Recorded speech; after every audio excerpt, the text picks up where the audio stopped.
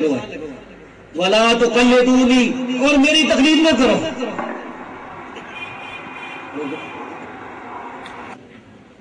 ٹھیک ہے. اچھا، یہ امام شافعی رحمۃ اللہ علیہ کا قول میں نے آپ کے سامنے پیش کیا صحیح سند کے ساتھ. وَلَا تُقَلِّدُونِی، انہوں نے فرمایا میری تقلید نہ کرو.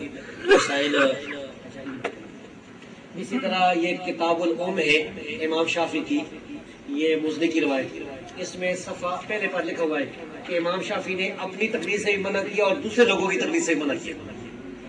نہا عن تقلیدی و تقلید غیری، یہ امام شافعی نے اپنی تقلید سے منع کیا اور دوسروں کی تقلید سے منع کیا. یہ مسائل بھی مسئلہ. اچھا، تاریخ ابن مالک. یہ جی میرے پاس کتاب ہے مسائل ابو داؤد. امام ابو داؤد نے احمد بن حنبل رحمۃ اللہ علیہ سے جو سوالات کی تھے، اس میں صفحہ نمبر 277 پر امام احمد بن حنبل سے ذکر کرتے ہیں کہ وہ فرماتے ہیں لا تقلد دینک احد من ہؤلاء، ان میں سے کسی کی بھی دین میں تقلید نہ کرنا.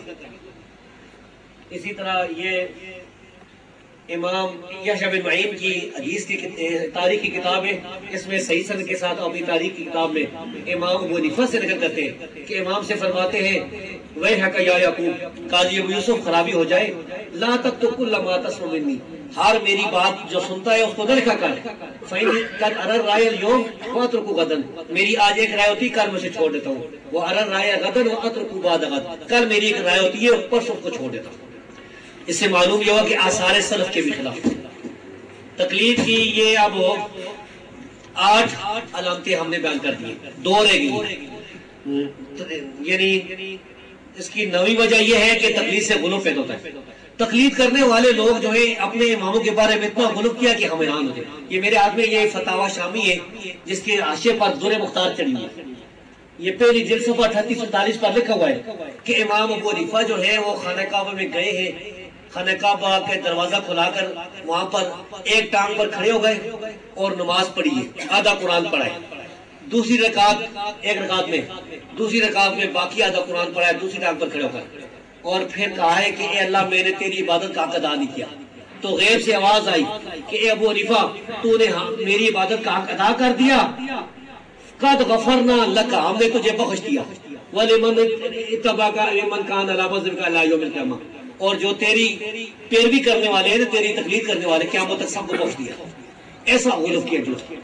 اسی کتاب پر آگے یہ لکھا ہے کہ اِلَىٰ أَن يَحْكُمَ بِمَذْهَبِ عِيسَىٰ علیہ السلام، 42 پر، کہ امام ابو حنیفہ کے مذہب پر عیسیٰ علیہ السلام جو ہے وہ فیصلہ کریں گے.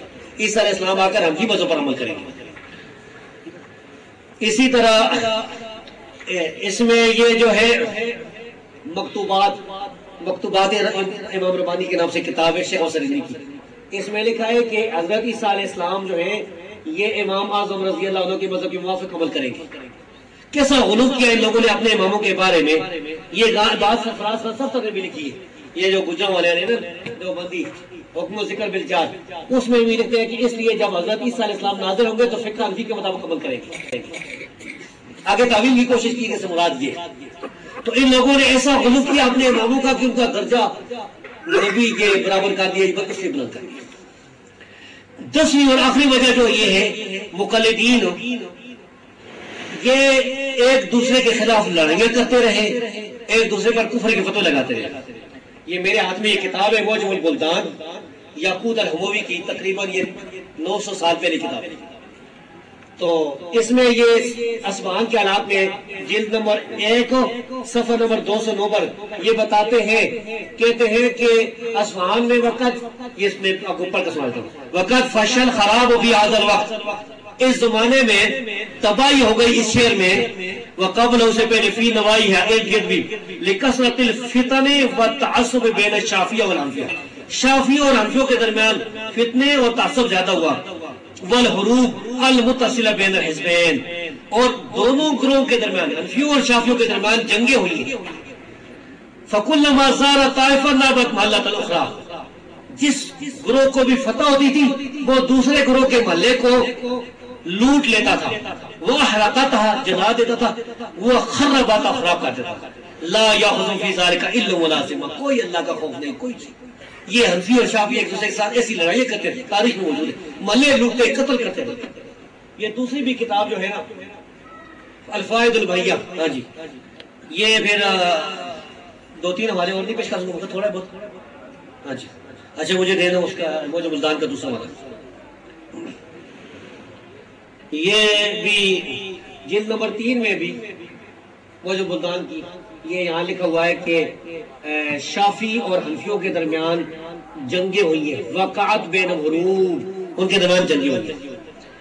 اسی طرح یہ ابن اسیر نے بھی اپنے الکامل میں لکھا اور البدایہ و النہایہ میں بھی، یہ البدایہ و النہایہ حافظ ابن کثیر کی کتاب ہے تاریخ کی، اس میں بھی یہ لکھا ہوا ہے کہ اصفہان میں بڑا فتنہ ہوا فقہاء کے درمیان مذاہب کی وجہ سے، وقتل فیہا خلق کثیر، بڑی مخلوق ماری گئی۔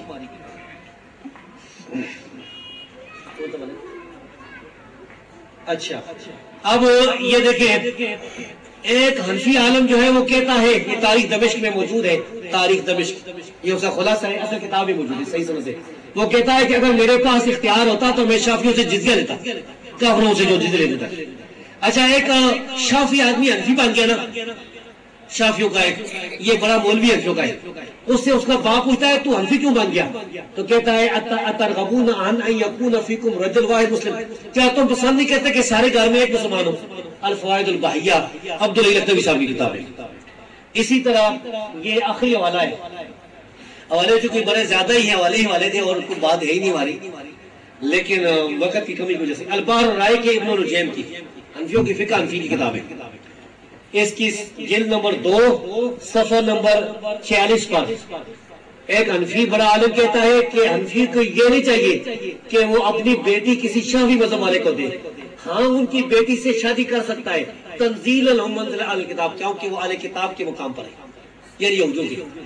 تو میرے بھائیوں، یہ آپ کے سامنے میں نے تقلید کے بارے میں 10 بڑے پوائنٹ، اپنی طرف سے کوئی بات نہیں، اصل کتابوں سے بیان کی، قرآن کریم کی آیات، احادیث، اجماع، آثار صحابہ سے ثابت کر دیا کہ تقلید غلط کام ہے، ناجائز ہے، اس وجہ سے ہم تقلید نہیں کرتے، اسی وجہ سے ہم تقلید کی مخالفت کرتے، ہم لوگوں کو دعوت دیتے، اہل حدیث لوگوں کو دعوت دیتے کتاب و سنت کی طرف۔ ہمارے نزدیک اصل دلیل زبیر علی زئی کی بات نہیں ہے، امام بخاری کی بات نہیں ہے، کسی صحابی کی بات نہیں، اصل دلیل نبی کریم صلی اللہ علیہ وسلم کا فرمان ہے، اللہ کا فرمان، قرآن کریم کی آیتیں، نبی صلی اللہ علیہ وسلم کی حدیث ہے، یہ اصل۔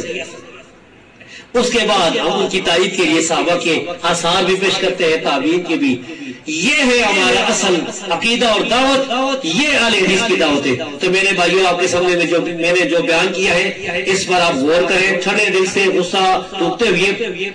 اللہ تبارک و تعالی ہمیں کتاب و سنت پر ثابت رکھے، قدم رکھے، اسی پر ہماری زندگی ہو، اسی پر ہمارا خاتمہ ہو۔ اللہ ہمیں تقلید شخصی اور تقلید مطلق کے شر سے بچائے، کتاب و سنت مطابق بنائے۔